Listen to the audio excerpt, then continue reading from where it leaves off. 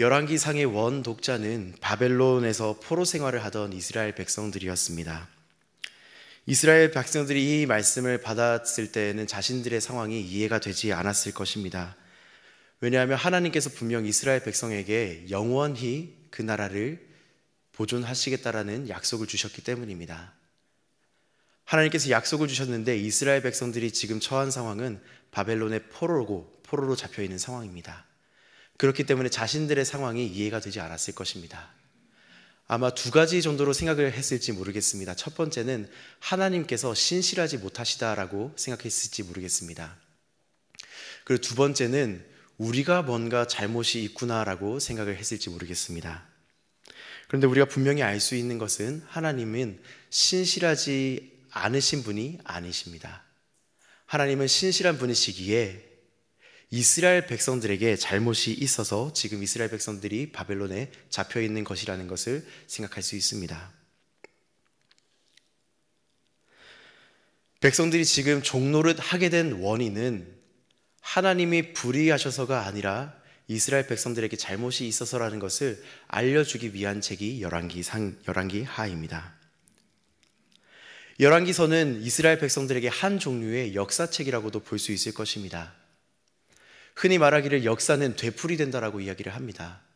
역사적인 사건이 되풀이되는 것이 아니라 큰 흐름이 계속해서 이어지기에 그리고 반복되기에 역사는 되풀이된다라고 표현들을 합니다. 그래서 우리말로는 온고지신이라는 표현이 있습니다. 옛것을 배워서 새것을 준비한다, 익힌다라는 표현입니다. 이스라엘 백성들에게 열왕기서는 바로 그러한 책입니다. 무엇이 잘못되어 영원할 것이라고 생각했던 이스라엘이 무너지게 되었는지, 무엇을 잘못했기에 이스라엘 백성들이 포로가 되었는지에 대한 원인을 알려주는 책이었습니다. 반대로 생각을 해본다면 과거의 것을 되돌아봄으로 우리가 이제 어떻게 미래를 꿈꾸어야 하는가, 어떻게 이제부터 발걸음을 옮겨야 하는가를 살펴볼 수 있는 책이기도 하였습니다. 오늘 말씀을 통해서 하나님께서 솔로몬 왕의 모습을 통해 이스라엘 백성에게 전하고자 하시는 메시지를 함께 살펴보고자 합니다.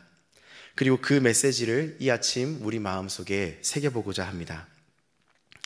세상을 살아가는 하나님의 백성들은 주님을 드러내는 삶을 살아야 한다라는 주제로 말씀을 함께 살펴보고자 합니다.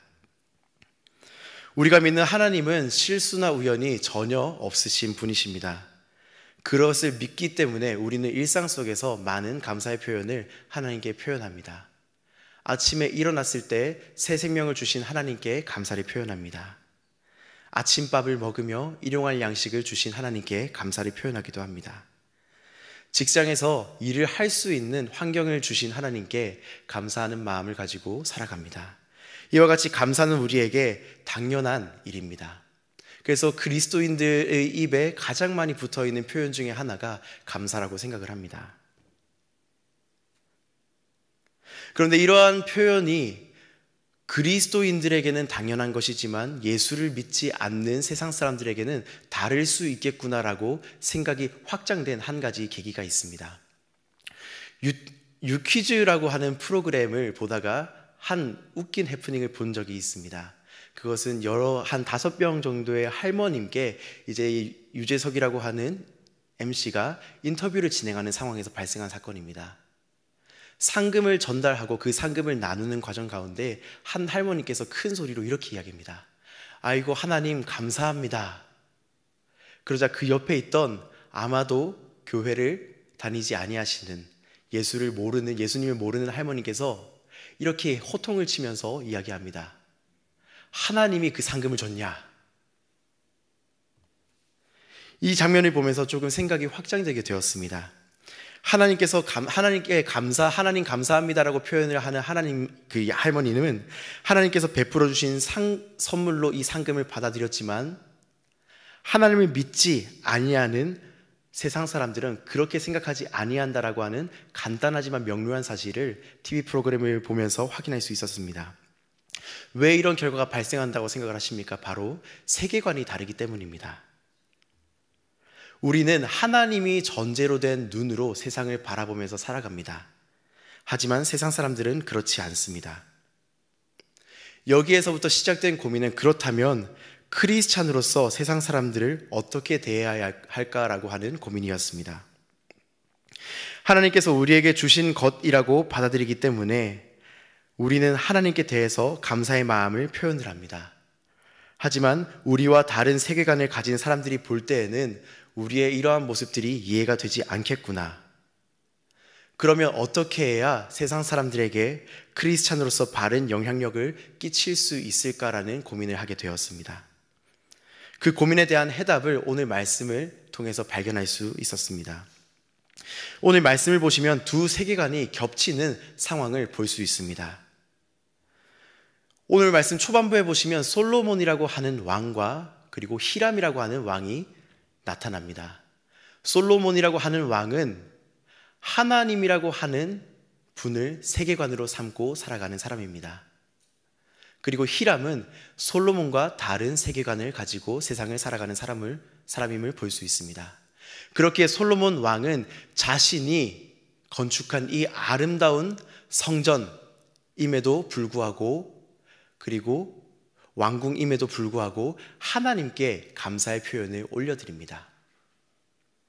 하나님의 은혜로 이 성전이 완공될 수 있었고 이 성이 완공될 수 있었다라고 계속해서 이야기를 합니다. 심지어 자신이 왕임에도 불구하고 백성들에게 진짜 왕이신 하나님께 경배를 올려드려라고 계속해서 권면하는 모습을 볼 수 있습니다. 그런데 반대로 또 한 명의 왕 히람의 모습은 솔로몬 왕과 다름을 볼 수 있습니다. 히람은 하나님을 경외하기 때문에 솔로몬 왕을 도와준 것이 아닙니다.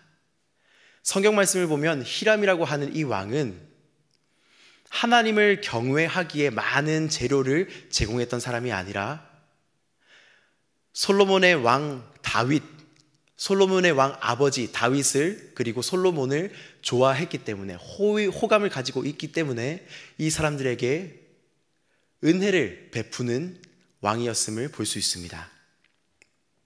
그래서 하나님을 경외하기 때문이 아니라 솔로몬 왕과 다윗 왕을 좋아했기 때문에 많은 재료들을 제공했다라는 사실을 성경 말씀을 통해서 볼 수 있습니다. 이러한 상황에서 만약 솔로몬이 하나님을 경외하는 것만으로 하나님을 찬양하는 것만으로 끝냈다면 어떠한 상황이 펼쳐졌겠습니까? 하나님을 경외하지 않는 히람 왕의 입장에서는 굉장히 무례한 표현이 되었을 것입니다.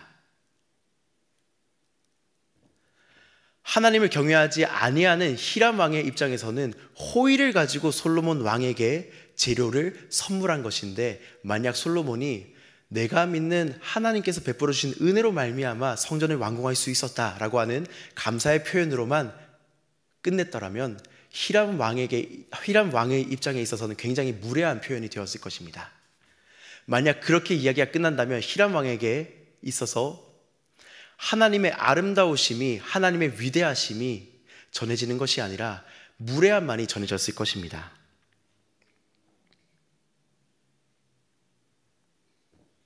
그래서 솔로몬은 여기에서 끝내는 것이 아니라 히람 왕에게 갈릴리 지역에 있는 성읍 20개를 선물했다라고 성경에 표현하고 있습니다.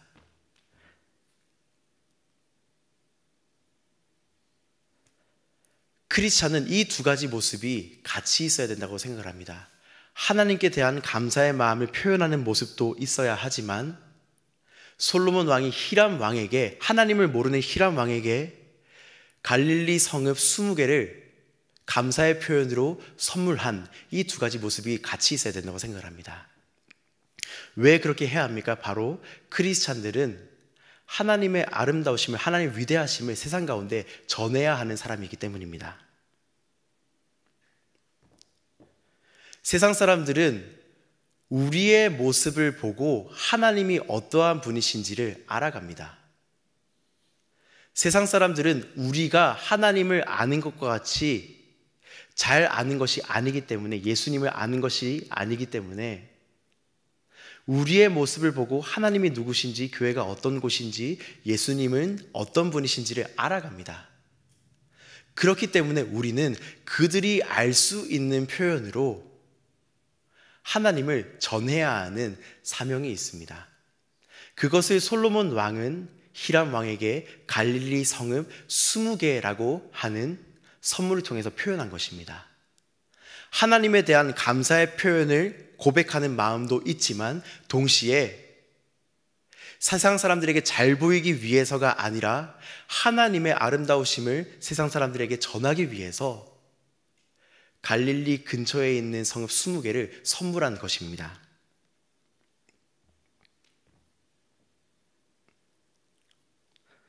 주님을 모르는 세상 사람들은 우리의 모습을 통해서 주님을 알아갑니다. 그렇기 때문에 우리는 세상 사람들에게 우리가 해야 하는 도리를 최선을 다해서 해야만 합니다. 사람들에게 잘 보이고 싶어서 우리가 해야 하는 도리를 하는 것이 아닙니다. 바로 하나님의 영광을 위해서입니다. 사람들이 주님의 아름다운 향기를 맡을 수 있게끔 우리는 행동을 해야 합니다. 그런데 오늘 말씀을 보시면 그렇게 표현했음에도 불구하고 결과가 그렇게 좋지 않은 것을 볼 수 있습니다. 솔로몬 왕이 성읍 20개를 선물했음에도 불구하고 히람 왕은 여기에서 만족하지 못합니다. 12절 13절 말씀에는 이렇게 이야기하고 있습니다. 히람이 두로에 와서 솔로몬이 자기에게 준 성읍들을 보고 눈에 들지 아니하여 이르기를 내 형제여 내게 준 이 성읍들이 이러한가 하고 이름을 가불 땅이라 하였더니 아멘. 이렇게 표현하고 있습니다. 가불이라고 하는 말은 쓸모없는 무가치한이라고 하는 의미입니다. 히람은 성읍들을 보고 이 쓸모없는 땅들을 나에게 주는 것이냐고 이야기합니다. 오늘날 우리에게 누군가 갑자기 부동산과 땅과 그리고 그 위에 있는 모든 것을 주겠다라고 한다면 이것은 아주 큰 가치의 선물일 것입니다. 그런데 하나님을 모르는 세상 왕 히람이기에 그 욕심이 끝이 없습니다. 그렇기 때문에 솔로몬이 선물하는 이 20개의 성읍으로는 성에 차지 않았던 것 같습니다. 그래서 히람 왕은 이 쓸모없는 선물을 나에게 주는 것이냐라고 이야기를 합니다. 솔로몬이 히람 왕에게 베푼 최선의 호의가 그에게는 온전한 선물로 받아들여지지 않는 상황을 성경 말씀을 통해서 볼 수 있습니다. 그런데 재밌는 사실은 히람과의 관계가 여기에서 끊어지는 것이 아니라 계속해서 이어진다라고 하는 사실입니다. 27절에서 28절 말씀을 보시면 솔로몬이 배를 짓는데 히람이 바다에 익숙한 사공들을 솔로몬의 종들과 함께 보내어 도움을 주는 장면이 나옵니다. 성에 차지 않는 쓸모없는 선물을 나에게 하냐라고 면박을 주는 히람 왕이지만 히람 왕은 계속해서 솔로몬 왕을 돕는 장면을 성경 말씀을 통해서 볼 수 있습니다. 이를 통해서 우리가 알 수 있는 것은 무엇입니까? 하나님의 뜻에 순종해서 최선을 다해 사랑을 베풀고 호의를 베풀지만 그것이 내 예상과 반대로 돌아올 수 있다라는 사실입니다. 호의를 베풀면서 마음이 힘들어지는 상황은 내가 베푼 호의의 가치를 상대방이 알아주지 못하는 상황이라고 생각을 합니다. 운전을 하시다 보면 이러한 상황을 많이 느끼실 수 있다고 생각을 합니다. 좁은 길에서 양쪽에서 오는 차들이 서로 마주하게 됩니다. 내가 먼저 갈 수 있는 상황임에도 불구하고 상대방이 먼저 갈 수 있도록 길을 배려를 합니다. 그런데 만약 상대방이 감사의 표현으로 비상깜빡이나 손을 들어서 감사의 마음을 표현하지 않는다면 어떠한 마음이 드시겠습니까? 그냥 마치 왜 늦게 비켜줬냐라고 하는 듯이 경멸의 눈을 우리에게 보이고 그 길을 지나간다면 어떠한 마음이 드시겠습니까? 마음이 많이 힘드실 거라고 생각을 합니다. 하나님의 마음을 가지고 하나님의 사랑을 전하기 위한 목적을 가지고 세상 사람들에게 우리가 호의를 베풀지만 사랑을 베풀지만 이 사랑이 때로는 도리어 경멸의 눈으로 그리고 호의의 가치를 알지 못하는 표현으로 우리에게 돌아올 수 있다라고 하는 사실을 성경 말씀을 통해서 볼 수 있습니다. 하지만 그럼에도 불구하고 우리가 성경 말씀을 통해서 발견할 수 있는 가치는 하나님께서는 이 모든 것을 아름다운 선으로 만들어 가신다라는 사실입니다. 비록 솔로몬 왕이 기대했을 법한 표현은 돌아오지 아니하였지만 하나님께서는 히람이라고 하는 왕의 마음을 계속해서 솔로몬 왕이 얻을 수 있게끔 선으로 만들어 가신다라고 하는 사실을 오늘 성경 말씀을 통해서 볼 수 있습니다. 오늘 말씀을 정리하자면 크리스찬인 우리가 이 세상을 살아가는 모습은 전도지가 되어야 한다라는 이야기로 정리할 수 있을 것 같습니다. 우리는 전도지로서 이 세상을 살아갑니다. 그러면 우리는 어떻게 살아가야 하겠습니까? 최선의 모습으로 하나님의 사랑을 이 세상 가운데 보여주는 삶을 살아야만 합니다. 비록 그것이 우리가 기대했던 표현들로 돌아오지 아니한다 할지라도 하나님의 선하신 손길을 기억하며 하나님의 선하신 손길을 의지하며 우리는 전도지의 모습으로 이 땅 가운데 삶을 살아가야만 한다는 것을 오늘 말씀을 통해서 확인할 수 있습니다. 오늘 하루 전도지의 모습으로 하나님께서 우리에게 주신 하루를 최선 다해 살아갈 수 있는 성도님들이 되시기를 소망하는 마음으로 말씀을 마치도록 하겠습니다. 함께 주기도문으로 기도하시겠습니다. 하늘에 계신 우리 아버지, 아버지의 이름을 거룩하게 하시며 아버지의 나라가 오게 하시며 아버지의 뜻이 하늘에서와 같이 땅에서도 이루어지게 하소서. 오늘 우리에게 일용할 양식을 주시고 우리가 우리에게 잘못한 사람을 용서하여 준 것 같이 우리 죄를 용서하여 주시고 우리를 시험에 빠지지 않게 하시고 악에서 구하소서. 나라와 권능과 영광이 영원히 아버지의 것입니다. 아멘.